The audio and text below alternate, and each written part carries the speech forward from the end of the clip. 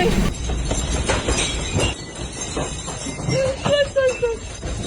Стой, стой, Господи, Боже мой. Когда успокоится все, Господи.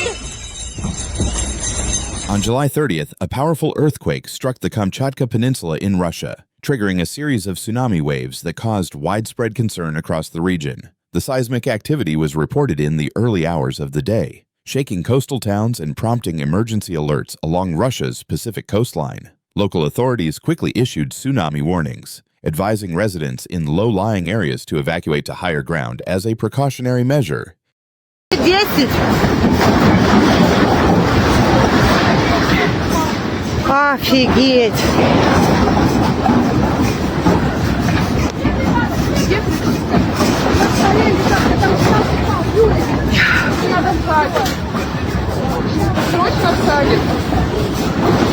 The earthquake's epicenter was located offshore, in a seismically active zone known for frequent tectonic movements. According to initial geological assessments, the quake reached a significant magnitude, strong enough to be felt across large parts of Kamchatka. The tremors were followed by multiple aftershocks, further unsettling residents.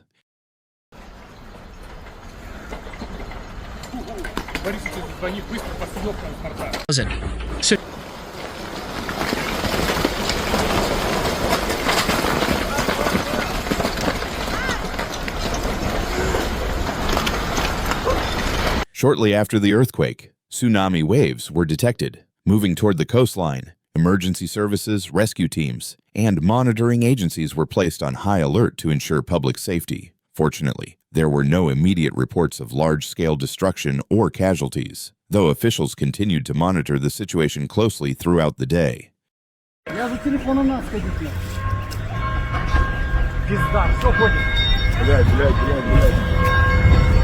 Ребенок дома одна, нахуй. А что там, обещали, что сильнее не будет, да?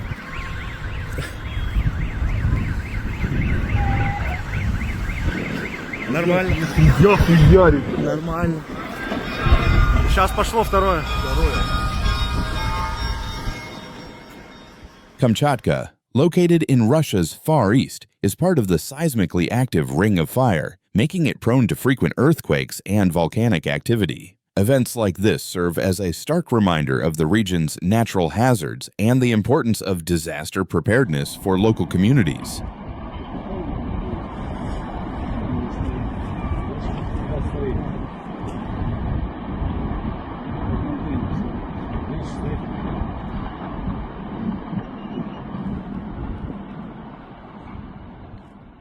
Would you like me to make this 358 words long, adding eyewitness reactions and expert commentary to make it read like a full news article? The Russian Regional Ministry of Emergency Situations reported tsunami waves measuring between 3 and 4 meters in several areas of Kamchatka following the magnitude 8 earthquake that struck offshore near the peninsula.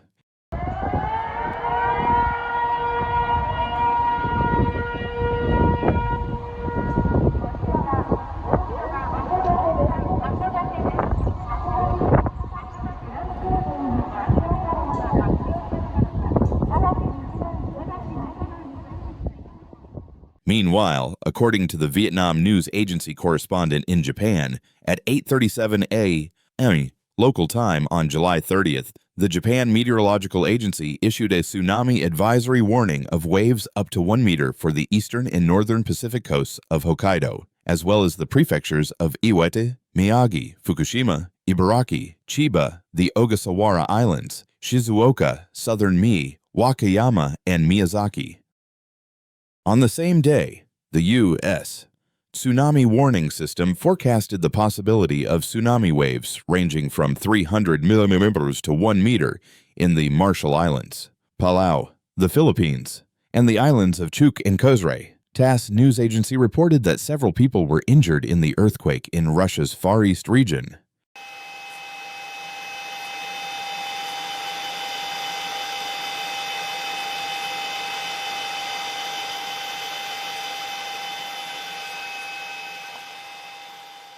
All patients are currently in stable condition. No severe injuries have been reported so far, said Oleg Melnikov, a health official in the Kamchatka region. An earthquake struck 136 kilometers east of Petropavlovsk, Kamchatka, in Russia's far east, at a depth of 19 kilometers, according to the UPS Geological Survey, U.S.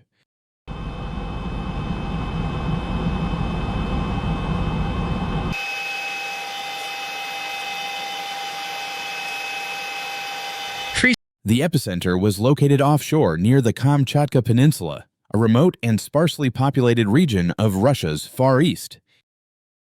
Japan's meteorological agency reported that the quake occurred at 8:25 a.m. local time on July 30th, initially registering a magnitude of 8.0 before USGS later revised it to 8.7.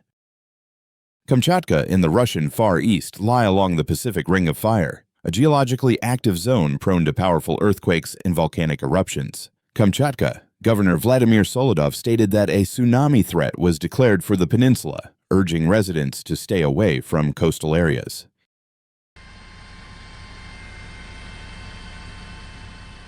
In a video posted on Telegram, the governor described the earthquake as very serious and the strongest in decades. Preliminary reports indicate no casualties, though a kindergarten building suffered damage. Japan's NHK reported that tsunami warnings were also issued for coastal regions of Japan, with expected wave heights of up to 1 meter. The quake occurred about 256 kilometers from Hokkaido, Japan's northernmost main island, where it was felt only lightly. Seismologist Shinichi Sakai from the University of Tokyo told NHK that a distant but shallow earthquake could still trigger tsunamis affecting Japan. According to Japan's Tsunami Advisory, which is one level lower than a full tsunami warning, the first wave reached eastern Hokkaido about an hour and a half after the quake, with a height of around 30 centimeters. The Pacific Tsunami Warning Center stated that based on preliminary earthquake parameters, hazardous widespread tsunami waves are possible. Tsunami alerts were also issued for Hawaii and parts of Alaska's Aleutian Islands. Hawaii's Civil Defense Agency posted on social media that the quake was strong enough to generate destructive waves for the islands. The U.S. Tsunami Warning System announced that dangerous tsunami waves could reach certain Russian and Japanese coastlines within 3 hours. Warnings also extended to Guam, other Micronesian islands, Taiwan, the Philippines, Indonesia, and New Zealand.